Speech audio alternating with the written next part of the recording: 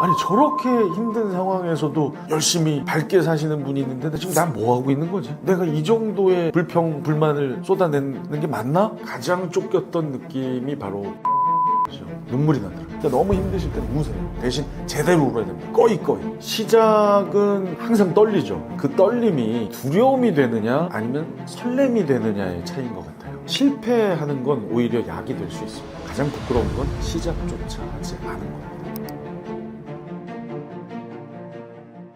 군대에 3번 다녀오신 걸로 아는데 각각 무슨 내용이고 이유는 무엇이었나요? 그러니까 이제 군대 3번 갔다 온 사람이라는 얘기를 자주 듣는데 정확하게 따지면 이제 진짜로 제대로 한 군대는 1번이죠. 그런데 제가 고등학교 졸업 후에 지금은 세상을 떠나셨지만 저희 아버지가 웬만하면 이런 훈계나 제안 이런 거 안 하셨던 분인데 제 고3 여름방학 때 국가가 지원하는 학교에 좀 들어갔으면 좋겠다라고 얘기를 하셔서 아버님이 정말 오랜만에 꺼내신 얘기고 저도 뭐 잘은 모르지만 일단 그 학교를 들어가는 걸 목표로 하고 그리고 일반 대학도 또 그 후에 시험을 보니까 같이 한번 응시를 해야겠다고 마음을 먹고 도전을 했는데 의외로 너무나 좋은 결과가 나와서 일반 대학은 시험을 보지 않고 이제 학교에 들어갔었는데 그 사관학교라는 곳이 참 훌륭하지만 제가 평생을 이 군인으로 살 자신이 없었어요. 그래서 이제 중간에 나왔고요. 그리고 나서 이제 30이 됐죠. 거의 다 돼 갈 때 국방의 의무를 다하기 위해서 이제 진짜 군대를 2번째로 간 거죠. 그 당시에 26개월 제가 근무하고 병장으로 전역을 했습니다. 그 다음에 이제 또 40이 넘어서 이번에 이제 프로그램 때문에 군대 생활을 하는 그런 프로그램 진짜 사나이라는 프로그램에 투입이 되면서 1기의 논산훈련소부터 마지막 부대인 칠성부대까지 당시 육군 이 만기가 21개월이었거든요. 정확히 21개월간 군대 생활을 하면서 프로그램을 했죠. 그렇게 해서 이제 3번 군대를 간 겁니다. 공인중개사 시험, 한국어 교원 2급, 한국사 능력 검정 시험 등 의외의 분야에 도전을 많이 하시던데 남들보다 늦게 시작하거나 바닥부터 다시 시작하는 것에 대한 두려움은 없었나요? 시작은 항상 떨리죠. 근데 지금 방금 이제 두려움이라고 물으셨는데 그 떨림이 두려움이 되느냐 아니면 설렘이 되느냐의 차이인 것 같아요. 누구에게나 어떤 분야든 시작은 있게 마련이죠. 피할 수가 없어요. 그리고 또 시작은 정말 숭고한 과정이라고 생각을 합니다. 시작하지 않으면 그 분야는 전혀 경험을 할 수 없으니까. 또 설사 실패를 하더라도 시작을 해서 경험해 본 사람에게는 소중한 약이 되는데 고민만 계속 하다가 시작을 하지 않은 사람에겐 그 시간은 낭비가 되는 거잖아요. 그래서 저는 항상 그 시작은 설렘으로 느끼자. 설사 실패를 해도 약이 될 것이라는 믿음을 가지고 시작을 하기 때문에 제게는 이제 두려움보다는 설렘이었던 것 같아요. 그리고 저라고 뭐 항상 시작해서 매번 성공하진 않잖아요. 중간에 실패할 수 있죠.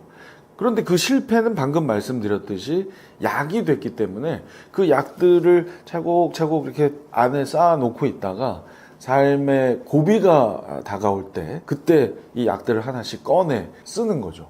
어마어마한 무기가 된 것 같아요. 다만 이제 너무 무리한 도전을 하지 않겠다는 저만의 원칙은 있습니다. 최근에 저한테 붙여진 별명 중에 방금 우리 작가님도 얘기하셨지만 여러 가지 시험을 이렇게 통과를 했잖아요. 그러다 보니까 시신이라는 별명이 있어요. 시체 말고요. 시신. 시험의 신. 공인중개사 시험, 한국사 능력검정 시험 이런 데서 이제 좋은 결과가 나오니까 주변에서 이런저런 다른 시험들을 추천을 해요. 어떤 분은 막 우스개로 공인회계사 시험 보라고. 근데 저는 그렇게 아주 전문적이고 저와 완전 전혀 요만큼도 관련이 없어 보이는 분야에는 아예 꿈을 안 꿉니다. 그런 저만의 원칙은 있는 거죠. 아무튼 저에게 있어서의 시작은 두려움보다는 설렘이다. 역경에 부딪혔을 때 이겨내는 노하우가 있으신가요? 제가 이제 50년 조금 넘게 살고 있는데 보통의 사람에 비해서는 상당히 굴곡이 많은 편이에요. 많이 알려지지 않아서 그렇지 어릴 적에는 이제 아버님 사업 실패 때문에 경제적인 힘듦, 또 사춘기 때 남녀공학 학교를 다니면서 여러 가지 심리적인 어떤 어려움들, 그리고 어린 나이에 또 방송에 데뷔하면서 정말 낯선 환경에서 어떻게든 적응하려고 치열하게 살았던 그 시기, 뭐 시기별로 그리고 분야별로 수많은 역경들과 부딪혔죠. 제가 뭐 완벽하게 이겨내지는 못했지만 적어도 저는 쓰러져서 좌절하진 않았던 것 같아요. 그 이유를 한번 제가 분석을 해보면, 항상 저는 꿈을 꿀 때는 높은 곳을 보고요, 하늘을 보고요, 아주 높게 꿈을 꾸죠. 그래서 설사 그것이 제대로 안 이루어진다 하더라도 약간 낮더라도 예상보다는 조금 높은 이런 결과. 꿈을 꿀 땐 하늘을 보고 어려움에 부딪혔을 땐 그때도 하늘을 보면 안 돼요. 위를 보면 너무 비교가 되지 않습니까? 나의 현재 상황, 내가 이렇게 힘들게 경제적으로 너무 어렵게 사는데 위를 보니까 막 너무나 잘 사는 집 아들들의 호화로운 삶, 이런 거를 비교하면 이거 금방 무너지거든요. 어려움에 부딪혔을 땐 옆을 보자, 혹은 아래를 보자. 조금만 내 힘듦에 너무 몰입해가지고 그냥 스스로 맨날 그냥 난 왜 이럴까, 우리 어머니 아버지는 왜 나를 이렇게 만들었을까, 뭐 이렇게 하고 있으면 이거 헤어날 방법이 없습니다. 하지만 살짝만 시선을 돌리면 나와 비슷한 상황인데도 전혀 티내지 않고 열심히 일상에 최선을 다하는 주변인들, 혹은 조금 아래를 보면 아니 저렇게 힘든 상황에서도 열심히 밝게 사시는 분이 있는데 지금 난 뭐 하고 있는 거지? 내가 이 정도의 불만을 쏟아내는 게 맞나? 이런 반성이 됩니다. 그리고 이 표현이 어떨지 모르겠는데 상대적으로 행복함을 느끼게 돼요. 옆이나 아래를 보면. 그래서 저는 뭔가 일을 하다가 잘 안 됐을 때는 옆이나 아래를 보면 더한 일이 잘 안 돼서 거의 공중분해 직전에 있음에도 불구하고 웃으면서 일상을 이끌어가는 그런 많은 분들을 보면서 위안을 삼고 다시 일어날 용기를 얻게 되죠. 그래서 많은 분들에게 꼭 드리고 싶은 말씀, 비교를 무조건 하지 말자, 이 얘기는 전 반대입니다. 비교해야 돼요. 그런데 꿈꿀 때는 높게 비교를 하고요, 높은 곳을 바라보고 비교를 하고, 어려움에 부딪혔을 땐 옆이나 나보다 못한 상황하고 비교를 해보면 어떤 비교든 아주 훌륭한 비교가 된다. 지금 생각해보면 오히려 감사한 실패가 있다면 어떤 건가요? 그러니까 실패보다 어떤 힘듦으로 제가 바꿔서 대답을 해드리자면, 저는 저희 아버님의 사업 실패는 저한테는 너무나 감사한 실패였다고 봅니다. 아버님께서 들으시면 서운하시겠지만, 전 아버지가 사업 실패하지 않고, 제가 어렸을 때 막 3층 집에서 아저씨들이 아침에 나갔다가 들어오시면 막 현금을 이만큼씩 가져오셔서 3층 음악실에서 돈 세고 있는 그런 생활을 계속했다면 아마 되게 못된 사람이 되었을 것 같아요. 어린 나이였고 저희 부모님은 가슴 아파하셨지만, 전 그런 역경들이 무엇도 모르는 그런 시기에 닥쳐옴으로써 빨리 철들게 됐고, 주변을 신경 쓰는 어린이로 자랄 수 있었던 것 같아요. 물론 어린이가 너무 또 어른 같으면 막 애 어른이라는 얘기로 이렇게 나쁘게 표현을 하기도 하는데, 특히 요즘 이렇게 갈수록 각박해지는 이런 사회에서 어떤 경우, 그리고 주변을 생각하는 자세, 이런 것들은 반드시 장착이 되어야 할 덕목이라고 저는 생각하거든요. 그래서 저는 아버님의 사업 실패, 저에겐 너무나 감사한 실패였다. 그리고 제가 이제 재수를 했잖아요. 재수도 저에게는 너무나 감사한 어떤 잠깐의 멈춤이 아니었나. 재수생들이 상당히 깊어요, 이 생각이. 정상적으로 이렇게 고등학교 3학년에서 대학으로 진학하지 않고 한 번에 멈춤이 있었던 사람들이잖아요. 그러다 보니까 그 친구들하고 대화하면서 그동안 생각하지 못했던 여러 가지 것들을 그들과의 대화를 통해서 알게 됐고, 더 깊게 생각할 수 있는 계기가 됐었던 것 같아요. 그래서 재수도 저에게는 그 참 일부러 할 수 없는 경험이지 않습니까? 반드시 한번 뭔가 입시에 문제가 있을 때 하는 게 재수니까. 그래서 저한테는 1년 정도 늦어졌지만 오히려 한 10년을 더 굳건하게 갈 수 있는 힘을 준 것이 바로 재수다. 아니 그렇다고 여러분 재수하시라는 얘기 아닙니다. 안 하면 뭐 더 할 나위 없이 좋고요. 혹시 하게 되더라도 너무나 슬퍼하거나 힘들어할 필요는 없을 것 같아요. 긴 인생에 있어서 1년은 그다지 신경 쓸 만한 시간은 아닙니다. 오히려 그 시간을 더 알차게 보냄으로써 앞으로의 10년, 100년을 더 행복하게 만들 수 있는 시간일 수 있다. 라디오 진행자는 변화무쌍한 방송가에서도 아주 안정적인 직업으로 알고 있습니다. 8년간 진행했던 라디오 여성시대를 그만두기 쉽지 않았을 것 같은데요. 이유가 무엇이었나요? 정말 쉽지 않았죠. 제가 정말 사랑하는 프로그램이었고 지금도 이 청취자가 되어서 시간 날 때마다 차에서 항상 고정해놓고 듣는 프로그램이 여성시대이거든요. 그만두게 된 이유는 의외로 간단해요. 조금 더 나이가 들기 전에 좀 자유로운 활동을 하고 싶었어요. 라디오 진행을 하게 되면 일주일 내내 방송이 되고 그렇다고 매번 생방은 아니죠. 많은 분들이 아시겠지만 주중에 주로 생방을 하고 그게 끝나면 주말 거를 녹음을 해서 보통 한 4일에서 5일 정도 생방송을 합니다. 근데 그렇게 이제 8년 정도를 생활을 했는데 문제는 코로나의 종식이었어요. 코로나 한 2년간은 그때가 이제 한참 힘들 때예요. 이렇게 연예인인데 이렇게 규칙적으로 생활하는 것이 과연 맞나 이런 고민이 들 때쯤 이제 코로나가 닥쳐왔고 코로나 때는 누구나 다 활동이 자유롭지 않아서 뭐 예를 들면 해외 촬영을 누가 뭐 5박 6일 갔다 되게 부러웠었거든요. 근데 코로나 시기엔 아무도 못 가니까 전혀 이제 그런 것들이 사그러들었었죠. 근데 문제는 이제 코로나의 종식이었습니다. 슬슬 이제 주변 동료들이 어디 다녀왔다 또 뭐 주변 친구들이 부모님 뵈러 전라남도 시골에 2박 3일로 가서 어머니 마사지도 해드리고 왔다. 그런 얘기를 들으니까 제가 이게 상대적으로 내가 이렇게 지금 계속 사는 게 맞나. 게다가 주말은 사실 이제 녹음을 하니까 좀 보장이 되잖아요. 근데 저는 지금도 하고 있는 토요일 저녁 8시 40분 로또 추첨 생방송을 그때도 한 7년 정도 해왔을 때. 그러니까 주중엔 여성시대 생방송, 주말 중에 딱 그 중간 토요일 저녁에 로또. 이게 이제 버티고 있으니까 이제는 뭔가 결단을 내려야겠다 싶더라고요. 그래서 로또는 이제 계약이 1년간 되어 있었기 때문에 그만둘 수가 없었고요. 라디오를 이제 정말 아쉽지만 정말 청취자분들에게 죄송하고 제 아내가 아주 극구 반대했었죠. 당신 미쳤냐고.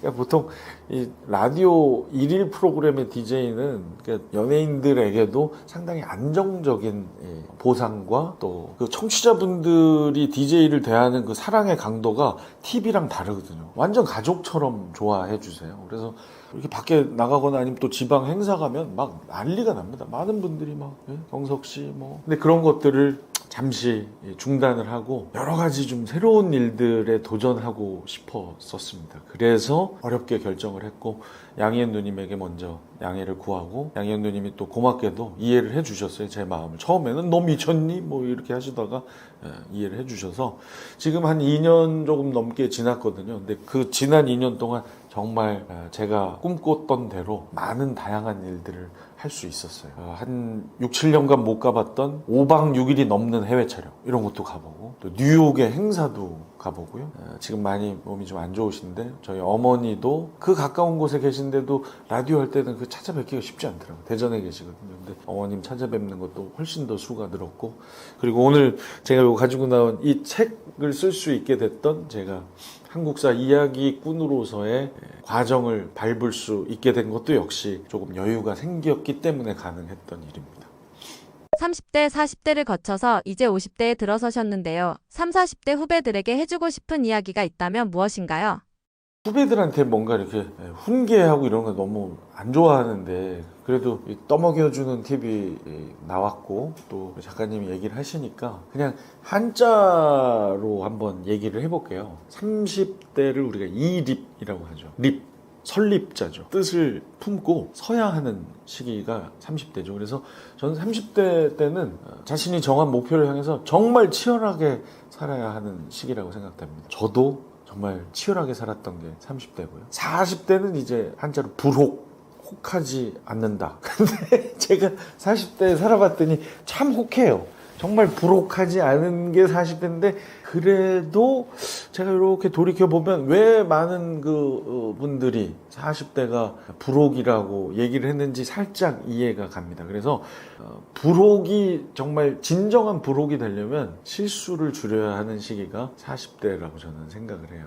제가 아까 도전 할 때 그 설렘을 이야기를 했잖아요. 근데 그 설렘을 막 무기 삼아서 예? 방패 삼아서 무분별하게 도전하는 거. 아까 약이 된다, 실패해도 약이 된다는 그런 믿음이 너무 과해서 아예 실패를 취미로 생각하는 거, 이런 거는 이제 경계해야 하는 시기가 40대일 것 같습니다. 30대 치열하게 살고 40대 때는 실수를 좀 줄여서 그야말로 불혹의 삶을 살 수 있도록 노력을 해야겠죠. 다만 요즘은 이제 100세 시대이기 때문에 예전에 비하면 40대도 뭐 청춘이죠. 그렇게 위안을 삼을 수 있겠지만 그래도 40대, 50대 이제 중년에 접어들면 너무나 큰 실패를 하게 되면 수습하기에 힘이 달립니다. 그래서 모든 선택에 조금 신중해지시기를 바라고, 다만 이제 저 같은 이 팔랑귀들, 제 별명이 팔랑귀거든요. 정말 귀가 얇아서 뭐 이 사람 얘기하면 막 일로 넘어가고 절로 넘어가고 했었는데,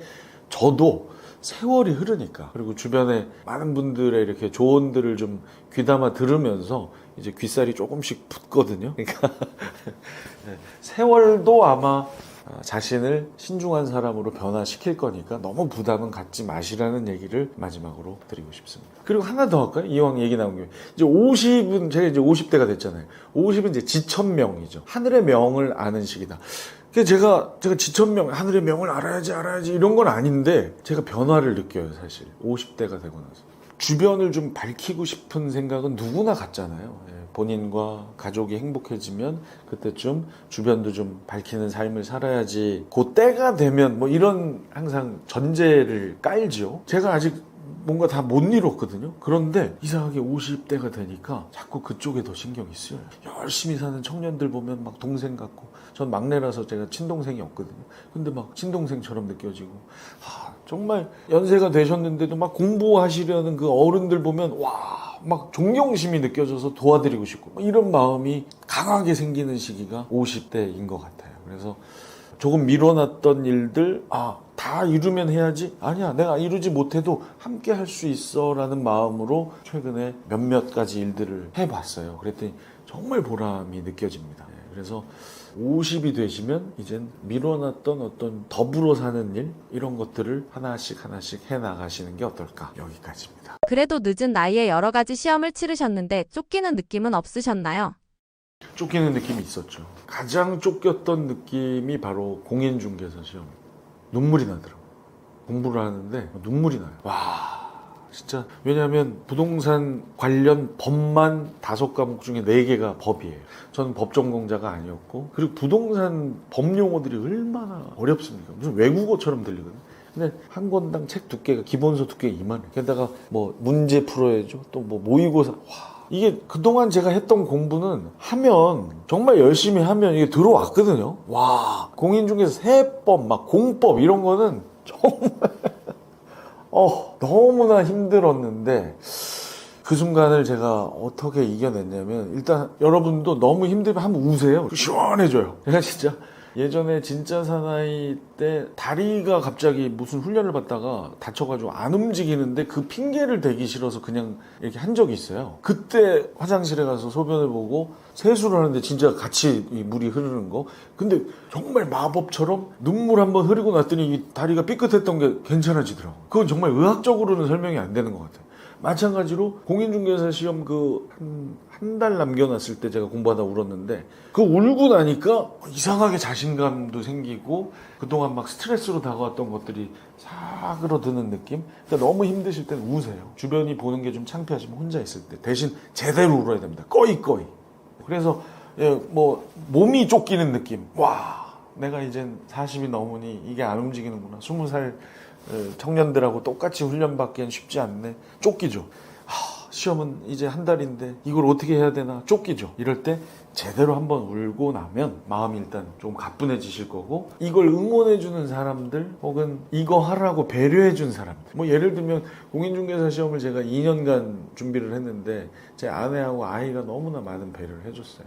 공인중개사 시험 공부하잖아요. 저처럼 직업이 있는 사람이 그걸 준비하면 여가를 전혀 즐길 수가 없어요. 그러니까 일하고 남는 시간을 투자해도 모자라니까. 그러면 거기에 식구들은 뭘 원하겠어요? 주말이 되면 외식하자, 뭐 영화 보러 가자. 이거를 단 한 번도 못 들어줬어요. 근데 그걸 이해해준 식구들, 이런 사람들 생각하면서 쫓기는 마음을 조금 이렇게 편안하게 바꿔보시면 좋을 것 같습니다. 도전을 두려워하시는 분들께 용기를 주고 싶은 말이 있다면 무엇인가요? 여러 번 반복을 해서 강조해 드렸는데 제가 해봤기 때문에 이 말을 자신 있게 할 수 있는 것 같아요. 실패하는 건 오히려 약이 될 수 있습니다. 가장 부끄러운 건 시작조차 하지 않은 겁니다. 화이팅! 감정을 잘 다루려면 어떤 방법이 필요할까요? 감정이라는 것은 기억됩니다. 그래서 우리가 다양한 감정을 경험하지만 결국은 강하게 남아있는 나의 감정 상태로 복귀하게 돼요. 근데 저는 이것을 자기 파괴의 덫이라고 얘기하는데 늘 사람들은 익숙한 고통으로 가려고 합니다. 그러니까 낯선 불편함을 싫어해요. 그러니까 여기에서 그냥 한 발짝만 가면 다른 선택을 할 수 있는 낯섦이 좀 불편하지만 다른 선택을 할 수 있음에도 불구하고 우리는 익숙하게 그 고통의 길을 가려고 한단 말이에요. 걱정하고 불안하는 사람은 늘 걱정하고 불안해해요. 그래서 옆에서 아무리 야 너가 그렇게 걱정한다고 될 일이 아니야, 불안한다고 해결될 일이 아니야 그렇게 얘기를 해도 그게 감정이 기억돼서 계속 그 감정의 회로를, 이거 우리가 폐회로라고 하거든요. 닫힌 회로. 한번 그 회로를 타버리면 끊임없이 그 감정의 회로 속에 갇혀버리는 거거든요. 그러니까 이게 나를 파괴하는 덫이다라는 것을 알아차리는 거. 이게 매우 중요합니다. 걱정과 불안은 내가 알아차리기만 하면 쉽게 없앨 수 있는 건가요? 우리가 두려움과 불안의 이 감정의 뿌리가 결국은 두려움이거든요. 어떤 감정들이 겉으로 드러나는 표면적 감정이 있고 또 깊이 숨어 있는 감정들이 있어요. 그런데 그게 한 가지 감정으로 끝나지 않아요. 그런데 감정의 뿌리를 깊숙이 들어가 보면 두려움이라는 게 있어요. 불안 또는 두려움이 있는데 두려움은 어찌 보면 대상이 명료해요. 그래서 우리는 무엇 때문에 두려워라고 해요. 그런데 불안은 대상이 없어요. 그래서 불안할 때는 내가 무엇 때문에 불안한지를 몰라요. 그래서 지금 현대인들이 가장 많은 정신과적 진단도 범불안장애입니다. 두려움장애는 없어요. 불안장애거든요. 그러니까 그 불안이 원래는 타겟팅이 명료한 두려움도 계속 두려워하다 보면 불안으로 넘어가게 돼 있어요. 그래서 우리가 가지고 있는 이 두려움과 불안을 이렇게 해석하면 됩니다. 아, 내가 무엇 때문에 지금 두려워하고 있는구나. 또는 불안에 대해서도 아, 내가 알지 못하는 것을 걱정하면서 불안하고 있네 라고 표현만 해줘도 그 불안은 나에게 더 이상 어떤 그 화살이 돼서 날아오지 않아요. 그래서 우리가 언어화라는 거 있잖아요. 내가 말로 표현할 수 있다라는 것은 신이 주신 축복이라고 저는 얘기를 합니다. 제가 지금 여러분께 여러 이야기를 하고 있잖아요. 제가 처음보다 시간이 지날수록 훨씬 덜 불안하게 이야기를 하는 것도 이 언어는 사용할수록 나 자신도 조금 더 이렇게 감정적인 이런 안정 상태로 돌아가게 하는. 그래서 예를 들어서 말하지 못한 아이는 엄마가 없는 불안을 어떻게 표현하냐면 공포스러운 울음으로 표현할 수밖에 없거든요. 근데 아이가 말을 배우면서 아, 엄마가 돌아오면 나는 이제 덜 불안할 거야 라고 생각하면 그때부터는 아이의 불안감이 조금 더 줄어들죠. 그래서 표현할 수 있어야 됩니다. 인간관계에서 한순간 분노가 일어날 때 성숙하게 대처하는 방법이 있을까요? 감정에 대해서 나와 동일시하지 말아라 라고 하는 그 개념을 꼭 기억을 하셨으면 좋겠고요. 그러면은 우울감처럼 분노도 나는 화가 난 사람이야가 아니라 내가 지금 분노라는 화라는 감정을 느끼고 있다. 이렇게 표현하는 것부터 시작인데 사실 쉽지 않죠. 실제로 뇌가 반응하는 시간은 굉장히 빨리 편도체가 이렇게 활성화되면서 나의 전두엽은 이미 편도체에 사실 이제 게임 오버가 돼버려가지고 분노가 폭발해버린 경우가 많기 때문에 그래서 그때마다 자기에게 익숙한 모션을 하나 하시면 돼요. 그래서 그걸 자기의 시그니처 모션을 하나 개발하는 거예요. 제가 이걸 초등학생 대상으로 강의할 때도 여러분이라면 어떤 모션을 한번 해보시겠어요? 제가 이렇게 학생들에게 질문을 하면 학생들이 그 모션을 만드는 것을 이야기하면서 되게 즐거워해요. 그래서 사람마다 다 달라요. 나는 머리를 뻥 치겠다. 나는 이렇게 하겠다. 나는 허벅지를 치겠다. 나는 이렇게 나를 살짝 이렇게 뭐 꼬집듯이 여기를 이렇게 만져주겠다. 이렇게 얘기하거든요. 근데 이런 나의 모션이 나의 생각을 잠재우는 이 필살기입니다. 왜냐하면 내가 생각에 사로잡히면 계속 분노하게 돼 있거든요. 근데 우리 몸은요, 우리 특히 뇌는 뇌 가소성이라고 들어보셨을 거예요. 뇌가 스스로 신경 회로를 바꿉니다. 그래서 내가 아무리 편도체가 활성화됐다고 해도 나의 전두엽에서 아니야 이제 그만 생각해도 돼. 그리고 화를 더 이상 내면 너가 너무 힘들어져 라는 이성적인 이런 신호를 줬을 때 얘가 가라앉을 수 있는 시간이 질볼트 테일러라는 학자는 90초라고 얘기는 했습니다마는 이것을 여러분들이 한번 실험을 해보는 거예요. 그래서 나의 분노 호르몬이 내 몸에서 빠져나가는 시간은 그렇게 오래 걸리지 않습니다. 그래서 내가 이렇게 쉽게 나만의 어떤 시그니처 모션을 가지고 stop thinking 해보는 거예요. 이걸 입 밖으로 표현해도 돼요. stop thinking, 뭐 여러 가지 모션이 있겠죠. 그리고 가장 또 추천드릴 수 있는 방법은 내가 여기에 어떤 뭐 팔찌나 시계를 여기에 내가 착용을 했다. 그러면 요거를 이쪽 손으로 옮겨보는 거예요. 그러니까 그 순간 나의 이 생각을 잠재울 수 있는 모션 하나만 해보는 거죠. 그래서 만약에 어떤 공간이라면 화가 나 있는 그 공간을 반드시 벗어나는 게 중요합니다. 왜냐하면 그 화가 나 있는 그 공간, 화를 촉발한 그 대상을 보면서 내가 그 화를 잠재우기는 어려워요. 그래서 스탑 띵킹을 할 때는 그 공간에서 벗어나도 좋아요. 만약에 안방에서 화가 났잖아요. 그럼 반드시 거실로 나가는 거죠. 그래서 거실에 내가 화가 날 때마다 갈 수 있는 어떤 공간을 따로 만들어놔도 됩니다. 예를 들면 거실 끝에 우리가 보면은 뭐 지금도 그러는지 모르겠지만 거실 끝 베란다 앞쪽에 우리 골프 퍼팅 연습하듯이 인조 매트 하나 깔아놓잖아요. 거기를 나는 내 화를 잠재울 때마다 저 매트를 내가 걸어야 되겠다. 이렇게 한번 해보는 거죠. 그러니까 어떤 행동을 새롭게 한번 옮겨봄으로 인해서 내 감정을 전환하는, 그래서 나의 감정 회로를 끊는 그런 한번 패턴을 해보시면 이게 한번 또 놓쳤어. 내가 또 화를 내고 말았어. 그렇게 했어야 되는데 놓쳤네. 또 한번 다시 해보자. 이렇게 해보시면 됩니다. 제가 늘 강조하는 말은 그겁니다. 내가 한번 했는데 안 되더라고? 그러면 포기가 아니라 좌절이 아니라 다시 해보자. 그때는 못했지만 이번에는 할 수 있어 라고 다시 해보는 그런 마인드셋만 있으면 충분히 가능합니다.